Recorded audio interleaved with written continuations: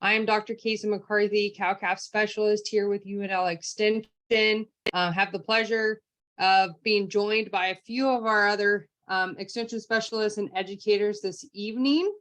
So really looking forward to our last topic, really starting to dive in and talking about ways we can reduce costs, ways that we can think about evaluating some of our feed resources, how to navigate some of those high commodity prices, dealing with some droughts in our area.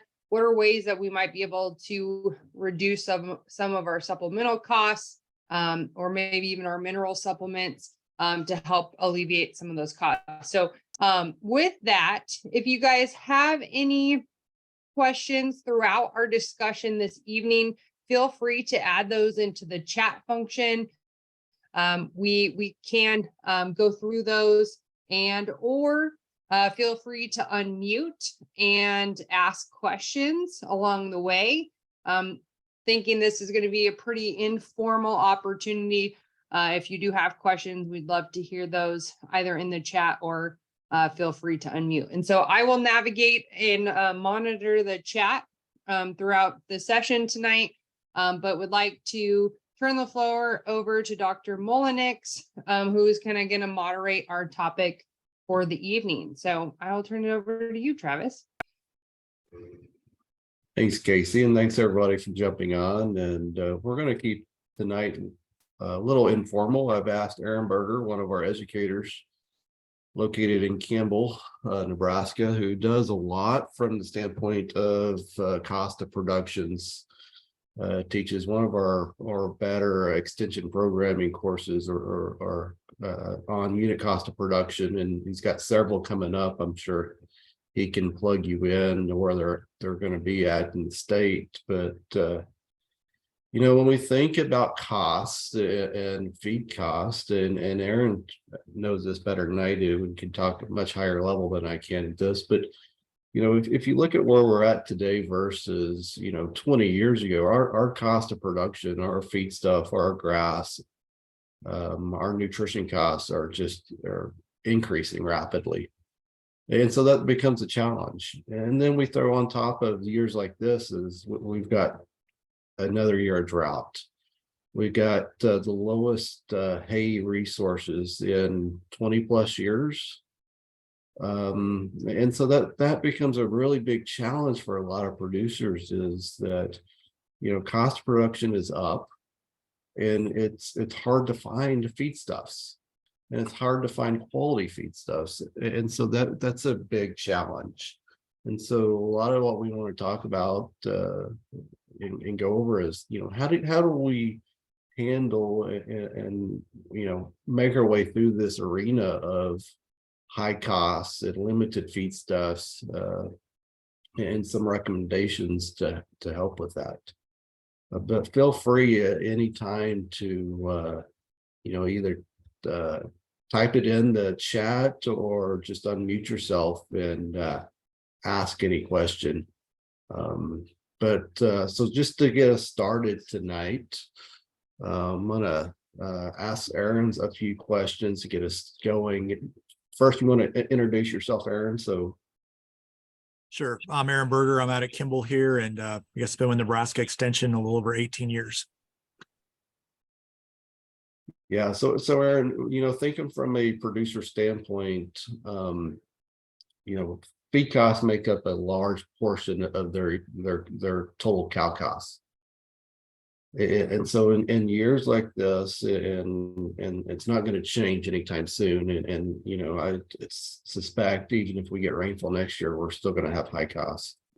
What's one big recommendation do you make to producers that you've worked with going through their cost of production? Is what's your big recommendation for producers to look at for management to help minimize or decrease some of those costs that they don't sometimes realize they've got a lot of costs tied up in something that is not very effective?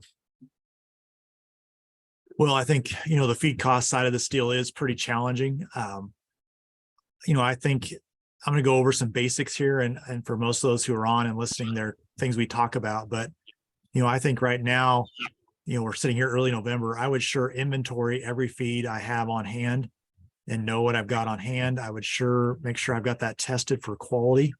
And then I would even start to build a budget, really looking at what feed do I have? What feed do I think I'm going to need?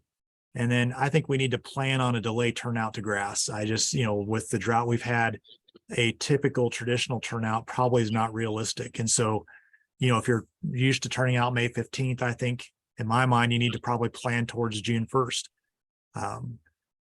So I think those are some things, knowing your feed inventory. And then I think it's, what do I lack? If I need something to complement what I have, what are the options that are out there? And then, I think also realize the least expensive may not be the most economical. And so what I mean by that is, you might have dry distillers grains that you're going to cost you $350 a ton delivered or $400 a ton delivered. That might look expensive, but on a price per unit of energy and protein and what you're getting to complement, it still may be the best value.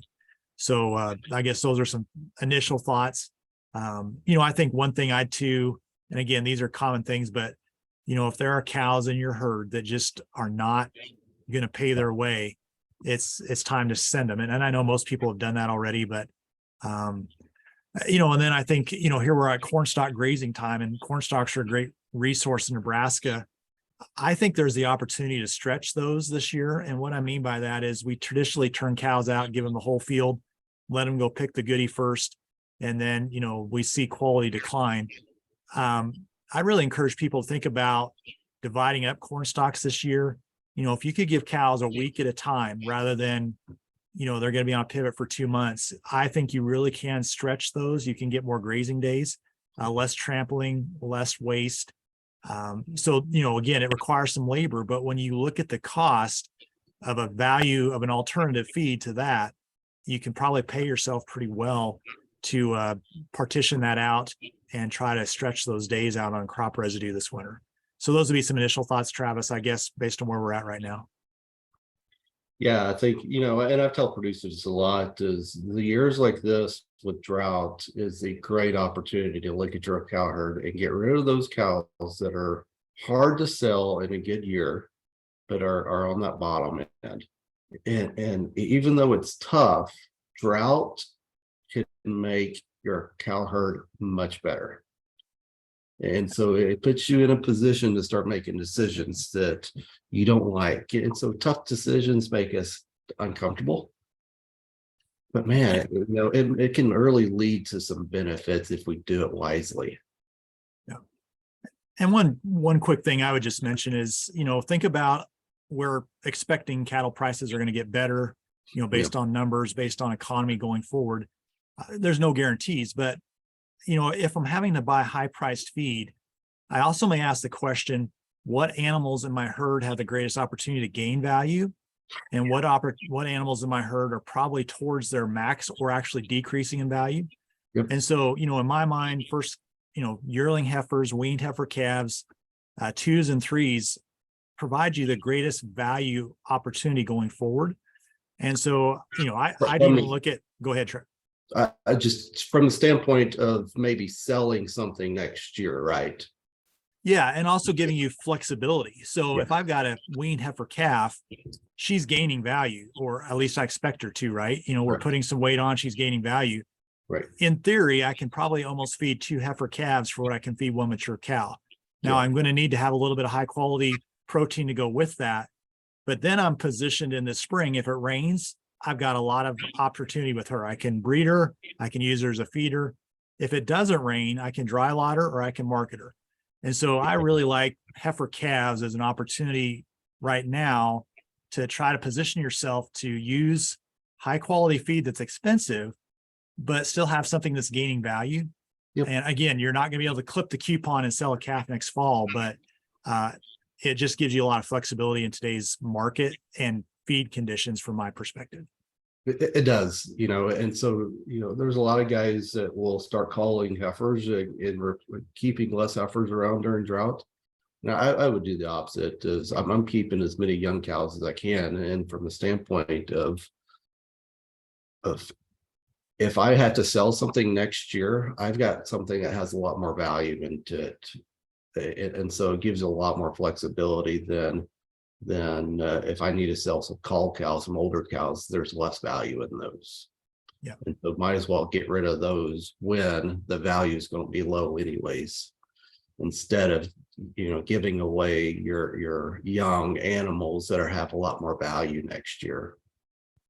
Yeah, and I think we're looking at potential value as much as anything right now, and just, Right. What could be, we don't know for sure, but what could be, a year from now, 2 years from now, those Yeah. heifer calves could put you in a position to take advantage of opportunity. Yeah, no, that's a great point. So another thing is, thinking about from a feed cost of you're buying a really expensive feed. And so, hay's going anywhere from 180 to 300 plus, right? And so, and even with some feedstuffs, distillers $350, $400 a ton, waste, managing your waste is so important. And so many guys do not realize how much waste they have, right? And there are circumstances that you could have 40% waste of feeds, and you're paying $400 per ton of distillers and feeding on the ground, and 40% of that is not going to be consumed. And so, when we think about minimizing waste or minimizing cost, waste is a large component of how I minimize my cost is. And so is there anything I'd add to that, Aaron? No, I guess I would, from the distiller's standpoint, I think it's just if you can get it in a bunk, that's probably going to pay you well, especially right now. Thinking about frequency of delivery, if you're delivering a cube or you're delivering a pellet, if you're every other day, if you're on mature cows, you could probably go to twice a week and still get the same benefit. I think one thing on hay feeders, especially ring feeders, I'd really encourage people look at time limited access. There's a lot of good data that shows we can crank those cows down to, well, there's some data out of Illinois, I don't know I do this, but high quality hay down to 3-4 hours, and they were still meeting their needs in fine shape and really reducing waste. So, just depending on your resources, what you have available, you can do some different things to reduce waste. Another thing is just the use of an ionophore. And again, that, you sometimes got to provide a little bit of a supplement with that to meet that need, but could be a cost effective. And then I would not rule out things like corn. Again, it looks expensive, but whole corn, when you think about energy and thinking about some energy to complement something else, still may be a good option. Yeah.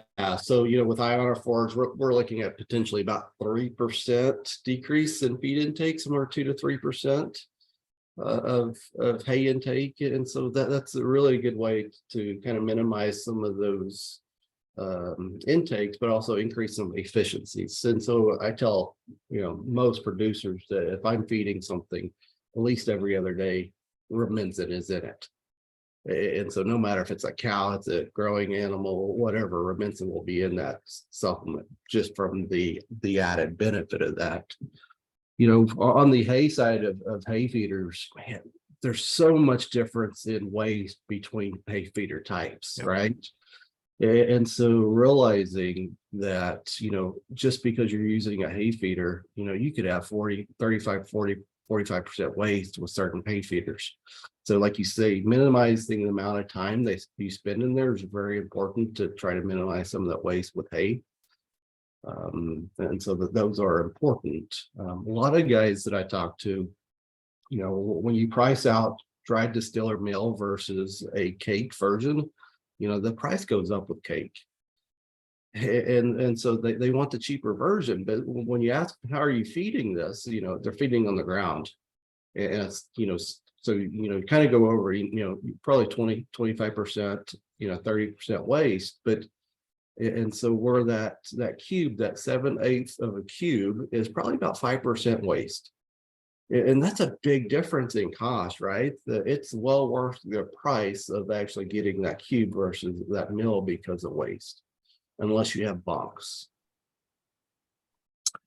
So we've got a couple of questions here. So what are some strategies to reducing waste?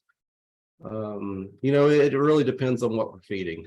I would say, if we're feeding some kind of a cake, a meal, that really changes. If you have bunks, that really helps minimize. Well, if you're feeding hay feeders are not the best. Some of them work better than others. That's where, Aaron was talking about limiting intake is good. But you can still have, rolling out a bale can have just as much waste as hay feeders. If you roll out too much hay, they're going to waste a lot of that. And so it's really important to limit the waste through how I'm feeding and making sure I'm delivering that in a way where, especially I'm rolling out, they're consuming everything I'm rolling out and they're not laying on it. And so that's a challenge. So how do you navigate protein sources and evaluating cost of protein? Aaron and I did a podcast this morning or afternoon with Hannah Smith, and I would suggest going and look at that paper, the Beef Watch article that we wrote in the podcast, because protein gets highly complicated. It's a complex question, and because not all proteins are created equal, because of the rumen or the rumen gets first whack basically at proteins, and that goes back to Aaron's comment about just because a supplement is cheaper doesn't mean it's effective. And we run into that a lot with protein sources. Cheap protein sources may not do much for you. And so I would say go look at that paper or reach out to extension specialist or educator to help you make those decisions on protein choices and why one probably is a better option than the other. So if we're looking at income potential, Aaron, and selling cows, 4 to 6 year olds are worth more money than selling old cows, right? So keep the old cows until they're depreciated out or build back your herd. You still have under 4 year olds in the herd. And Aaron, you want to talk about depreciation and why that's important? Yeah, and I think, when you're thinking about cow depreciation, and I think this is a good practice for everyone, is just to go through and look at what are the age groups in my cow herd right now, and what is the market value of those cows today, and then what's the cost to carry those cows another year. And so, the comment was made, those 4 to 6 year old cows may be the best group to sell. And, historically for many of us, that's pretty hard, right? Because those are our most productive cows. Those are the cows that bring the biggest calf to the weaning pen. And we think, boy, I don't want to send those. Those are my most productive cows. And you may not want to, but, I just think about what's it cost to carry that cow. And then if I look at that age of cow and I look at what is she going to be worth next year, if the market stays the same, right? The only real price is today's price. We don't know what the future holds. Nobody does. But if I know at today's price, it's going to cost me, I'm going to throw out a number. Let's say it's going to cost me $650 just in feed cost to carry that cow through the next year. And I look at what would her value be next year at this time, a year older, if the market stays the same, what does that calf need to bring to me in order to pay her cost and pay the decreased value that she's going to incur over the next year? And then if that starts to get out of whack, I say, maybe I need to let this cow go because the market's willing to pay me more for her than what she's going to be able to return to me with depreciation. That's a little different way than what we've traditionally thought about things. But I think it has a lot of potential and value. But let's just back up. If we think about a first calf heifer today, if I bring her back to the barn next year as a bred, as a 3, ready to calve again, probably her value's increased if the market relationally stays the same. And so here on the young cows, we've got cows that are appreciating in value. Once a cow gets to the age of 6, usually depreciation starts to happen pretty fast. And so again, just got to look at market conditions and where you're at. Packages, if you only got a few, that's one thing. If you got a package of 35, 40, you got a pot load, that puts you in a different marketing position. So those are all things to evaluate as you think about, what do I want to keep? What can I afford to keep? And then what's the cost of feed? That's a good points. Any questions out there? Any burning desires to hear us talk about? Casey texted me one from earlier that someone that registered asked about is, and I've never fed any medicated crumble. Aaron, I don't know if you've been around it, but you know, these medicated crumble sources, and I think the question was, let's see where it is. Are medicated crumbles effective supplement to minimizing sickness and minimizing vet expenses? And so a medicated crumble would be a antibiotic or something that you're feeding from a respiratory disease aspect, and they're they're utilized more, not necessarily highly utilized, but they're utilized a lot more in shipping fever instances of receiving calves, etc. The challenge with them is, since they're medicated, is you've only got a short window to feed them, and so because it's an antibiotic, and so they're generally labeled for somewhere like 3 weeks to 4 weeks. And so from a vet expense, I don't know. I've never seen any data saying it's going to minimize any cost from the vet side. But it is one way to get antibiotics in a large group of calves that you received. And that's the only time I would even think about doing that, is from a receiving aspect. Yeah, I guess my comment would be work with your veterinarian, understand what your scenario is. Is this a good fit? Yep. What are some of the challenges that go with getting that delivered? Can you do it effectively? Again, those are all conversations to have with your veterinarian as you think about your herd health plan and how to best apply that to your scenario. Yep. Casey, any other questions that are missing here? I'm not seeing any yet, but feel free to unmic and ask a question. I think, this is a great opportunity for us to filter some questions that you have. Over the course of our webinar, we've got an opportunity for you guys to ask questions. So one thing I would throw out we haven't talked about is, depending on what you've got for herds and herd size, sorting right now this year, and doing some sorting based on cow body condition, cow age, really can be, I think, to your advantage.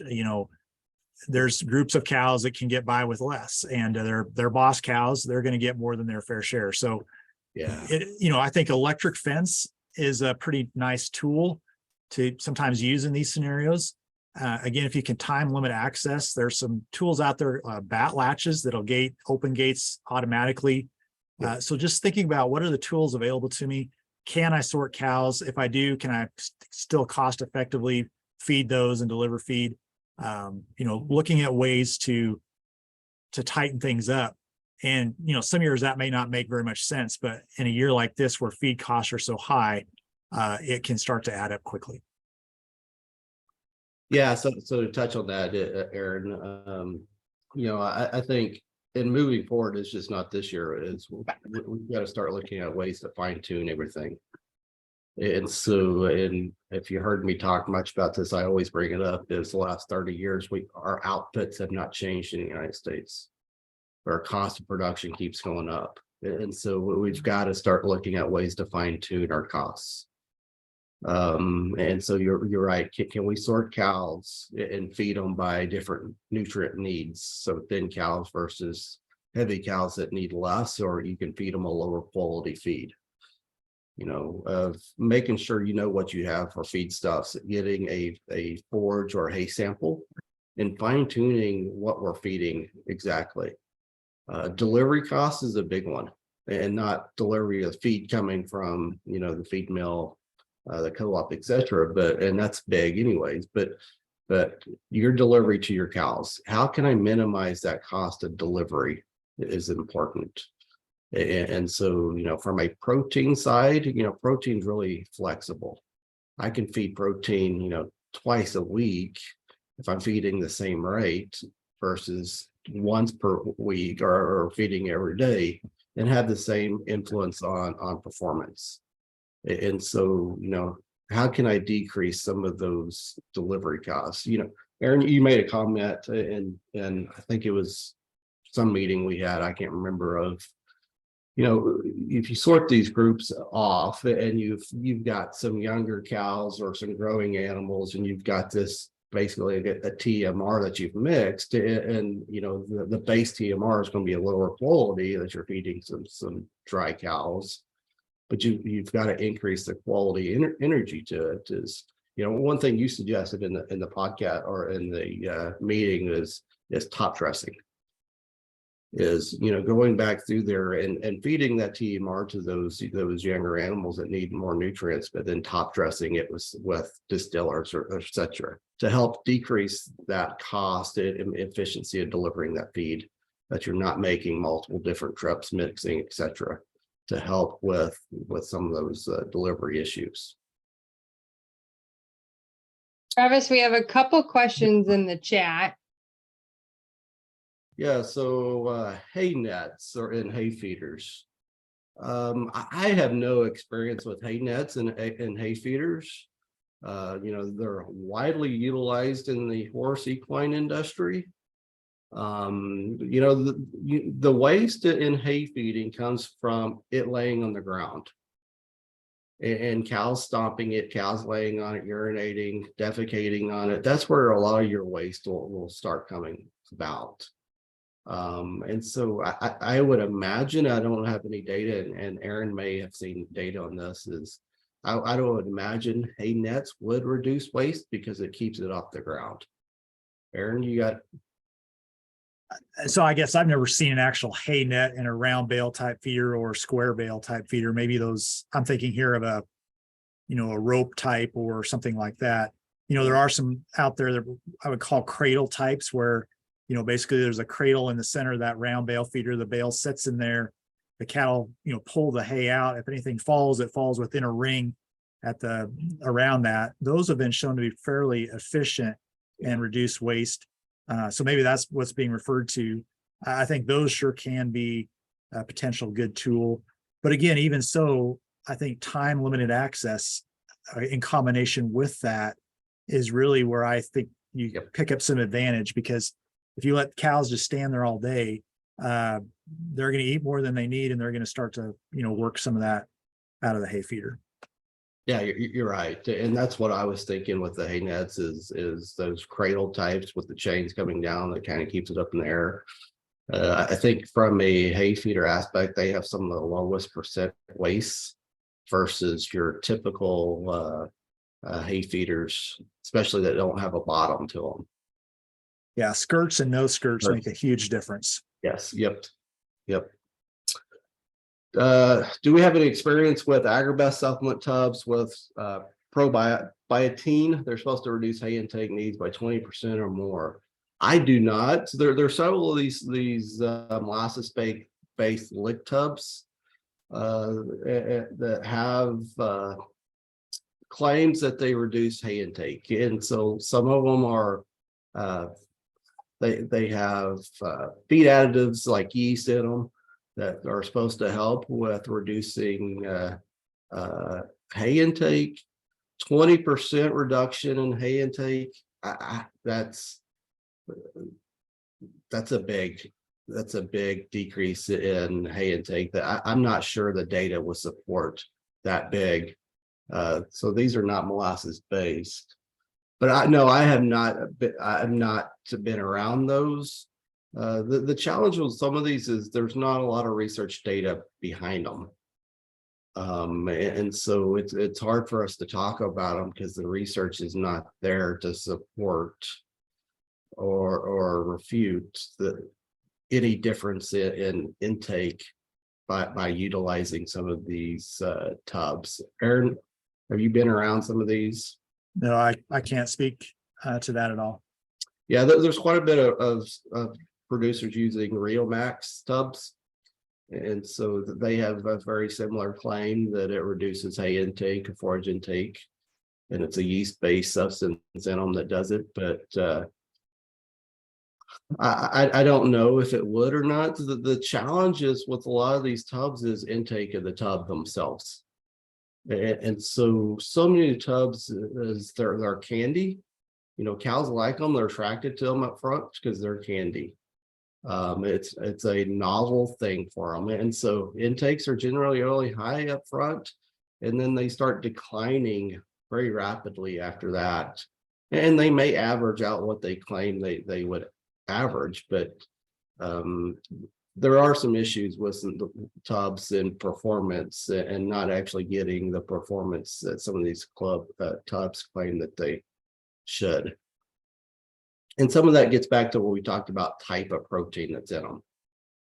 And so a lot of them are urea based, which really helps cheapen these tubs and then the only way they can get their protein values up in the 30%. And so in a low quality scenario with urea, you've got a lot of nitrogen waste. They don't utilize the nitrogen or that protein very effectively.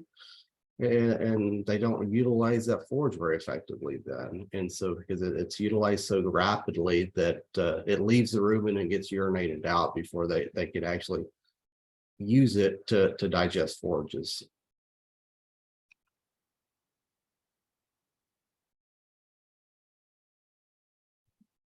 And Travis, to looking just through the comments here, could you speak anything to some of those tubs that may not be molasses based? Are we going to see some similar intakes there as well, with that change in base? Yeah, I don't know. You know, tubs have been around a long time. I know a lot of producers make their own tubs. I was in Mexico a few years ago, and they were making tubs, basically a concrete like tub with silage. You know, so I know a lot of producers that have used their own modification and making their own press tub. And so they're all differ. The challenge is we don't know what's in some of these tubs. And so it's hard to recommend some of this stuff, and a lot of the data is not there to support or back, you know, the use of some of the tubs. The benefit of tubs are they're convenient. They're highly convenient. And you know, think about cost of delivery is, man, that really helps cheapen the cost of delivery. It may not cheapen the cost of the supplement. You know, I'm actually a bigger fan of protein blocks, Aaron. We don't see them very often. Ranch Way may still make them, I believe. But these 35, 40-pound pressed protein blocks, I'm actually a big fan of from the aspect of delivery. That's, you know, if it's formulated right and it's pressed right, then you really can control your intakes and have a nice delivery mechanism of, you know, I put out some of these tubs and a week later I'm putting out, or not tubs, press blocks, and I'm putting them out again. And so really good way to deliver protein, and a good way to actually increase distribution of cows grazing by delivering these. Yeah, I think one of the things we need to give credit to with a tub or a pressed block is the opportunity to use it as that attractant. Yeah. And so there's some places in extensive range situations where, you know, especially in the wintertime when cow water requirements are low, we can get cattle distributed to areas that maybe they otherwise wouldn't utilize as effectively. Some back corners, some rough country, especially dry cows where they can travel a little more. So I think that's a place where some of these pressed tubs or blocks can have some advantage in being able to draw cattle to areas, maybe use some feed resource that they otherwise are not as likely to go to. No, you're right. I know I've got some producers that use mineral tubs, pressed molasses mineral tubs. And the reason why they use it is they can't get those cows to eat a high mag mineral in the summer and have issues. And so they've gone to these tubs, and it really helps with issues grazing some of those lush forages in Montana. Now, that's a good comment about utilization, Aaron. Any other questions? Got one. What would be, from your guys' experience working with producers, what might be maybe unique or creative solution that you guys maybe heard of or helped with in dealing with either high costs or drought? Just looking for maybe a unique example that you guys have worked through either previously or just recently. Unique example. There's a lot of different feedstuffs out there that we don't think about. I've done rations with Skittles. It's sometimes we've got to get creative with what is available, especially with what's available in your area, your region. And so there's a lot of these byproduct feeds, human feeds that get discounted for quality, that make good quality feed stuff for cows. And so, when I was in Tennessee, there was so many different just random things that were being fed to cows because it was coming out of these factories it was waste. The Skittles deal was it got turned over and spilled all the Skittles out, and they didn't have nothing else to do with it. So this farmer got a hold of it, and so we started building rations off of Skittles. And so, be creative of what feedstuffs are out there and kind of think outside the box. And because so many of these are cheap to free. And so they really can provide some great ways to decrease your cost of, can we do things differently, and don't be scared to take a risk on it. Aaron, do you got anything? Well, I guess my comment would be is I think limit feeding in my mind in this environment is one you have to take a look at. And again, we think about $7 to $8 corn, and we think, oh, that's too expensive to feed. But if you look at a dry cow, you could limit feed her whole corn, a couple pounds of hay, and a supplement, and you could get her through the winter. And so, as we look at the cost of hay, we also look at the cost of waste that goes with that. I would, again, it's not what we traditionally think about, but we can dry a lot of cow. We can dry a lot of cow and limit feed her some corn and a little bit of a hay and be pretty competitive right now with a whole hay diet. Yeah. So, when we go to limit feeding, waste becomes less of an issue because they're going to utilize more of that. They're not going to pick apart. They're not going to leave stuff because you're limit them that what's there. And so they will clean stuff up much better because of boredom, of thinking they need to eat more. And so waste becomes less of an issue because of that. But you're also feeding in bunks, et cetera, as well. But which you would normally still have some waste associated with. The other thing is when we put a cow in a dry lot, we also reduce her energy needs because she's not out moving around. Yep. And, so that helps us as well. Again, I'm not, I'm a proponent of grazing.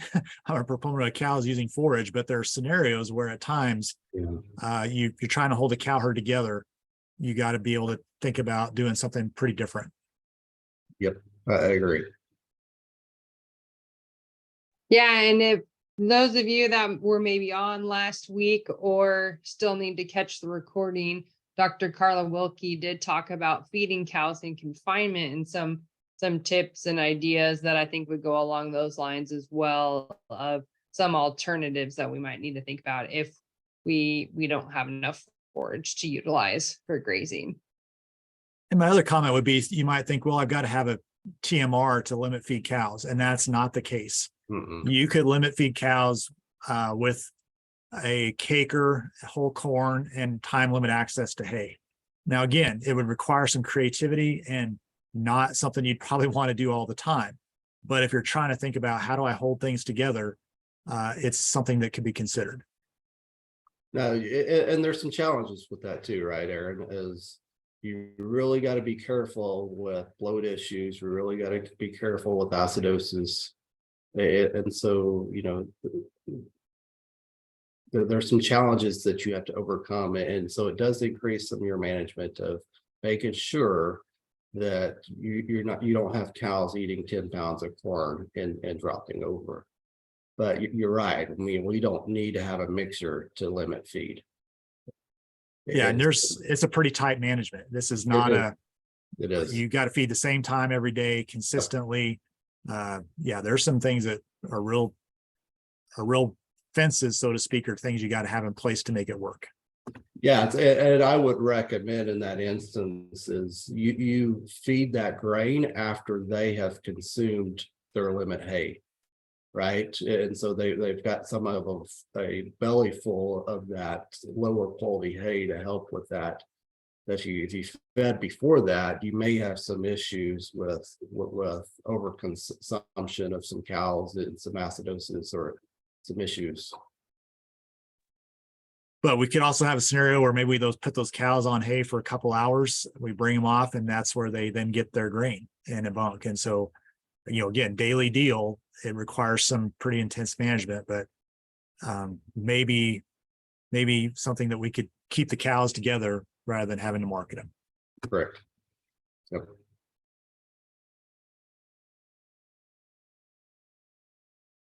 All right. Any other questions from the group?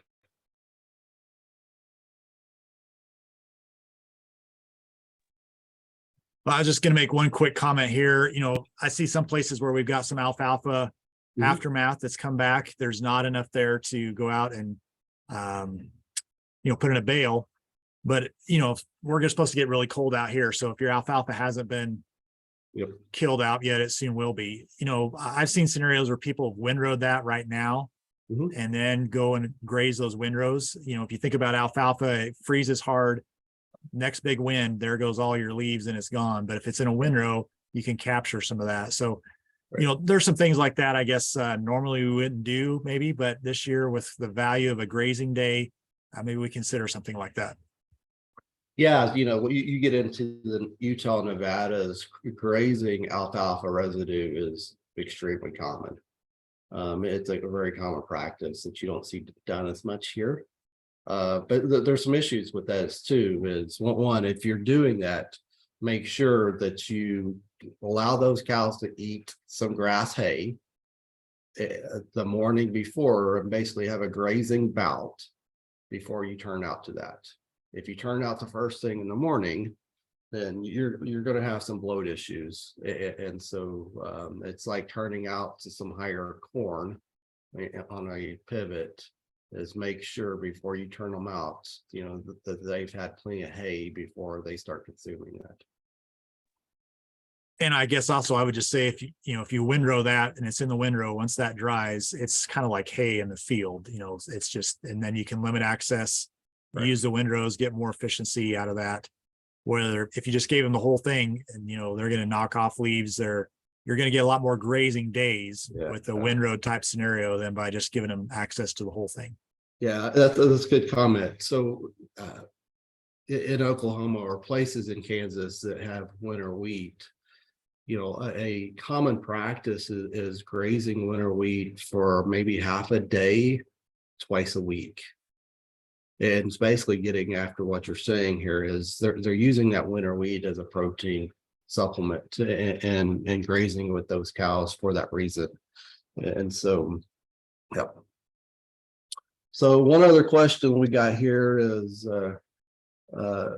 so they weaned early in July, August due to drought, and they're a February, March calving, dry cow and body conditions score 6. Aside from cold weather events, when do I need to start worrying about meeting protein requirements for stage of gestation? Yeah, so we're in that moving closer and closer to that late gestation time point of those cows. Luckily so far we've had really nice weather.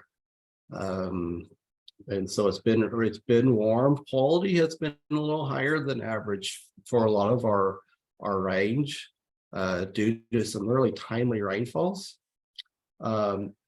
And so, one thing I would consider if they're in body condition score 6 or greater, that, I may go a little bit longer and allowing some of that, basically using that fat that they have on them as a supplement. And you may start supplementing those cows, 1st of January. And so, especially if we stay like this, if it gets wet, that's going to change what I'm going to do. But if it stays open like this, I would probably, you could probably get out to about January before you need to start supplementing those cows.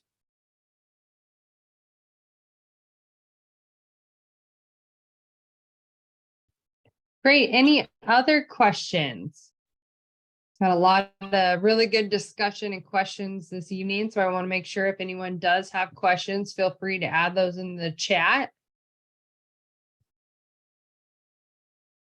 Travis, do you have any other comments or questions that you had for yourself or Aaron tonight?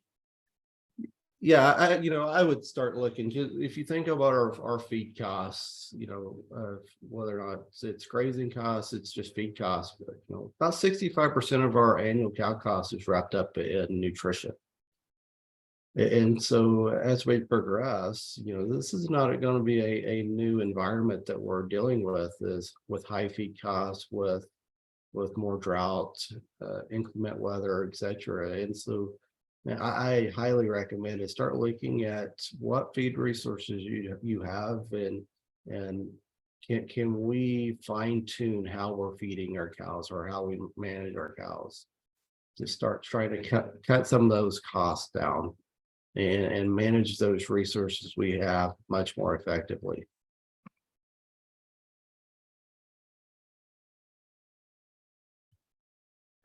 Wonderful. Any other questions? I'm going to make sure we get any last minute dire questions done and asked before we get wrapped up. I'd like to thank everyone again for joining us. If you do have questions, feel free to reach out to our speakers. Our emails are in your registration email, and/or we can get contact information off of our Beef UNL website for any of the educators that are on tonight and specialists if you do have additional questions. So always feel free to reach out. If you think of anything after our series, this recording will be available as well on our YouTube channel and will be sent out as a email reminder for those of you that may not have caught it or would like to go back and listen to any of the questions and comments that we discussed tonight. Travis and Aaron, thank you again. Do you have any last minute parting words that you'd like to get us wrapped up on?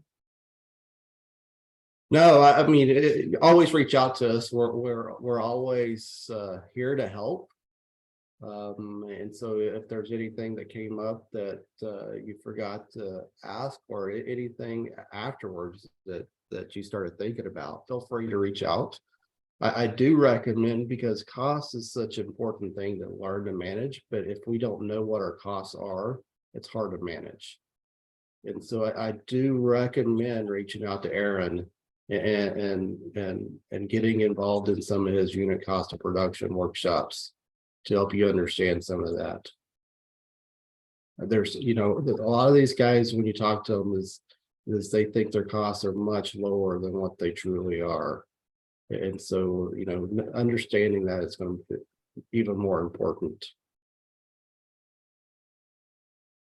Yeah, great point. And thank you all again for joining our fall webinar series. If you do have topics or questions that you'd like us to address in future webinars, please feel free to reach out to us. We're always looking for topics of interest or questions that you might have that we'd be able to help answer and put together in a webinar. So always open to ideas and topics. And thank you all again for joining us this evening and for the last few webinars that we've had this fall. So thank you again and have a great night.